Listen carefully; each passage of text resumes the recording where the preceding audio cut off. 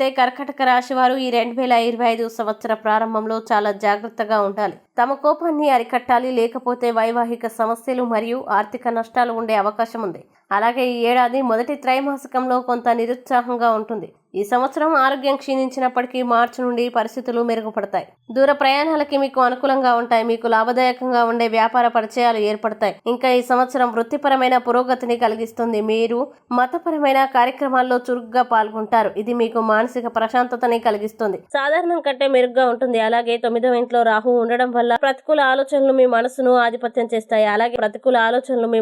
ఆధిపత్యం చేస్తాయి. దీనివల్ల మీకు ఏదైనా మంచి జరిగినా మీరు దానిని ప్రతికూల కోణం నుండి చూస్తారు.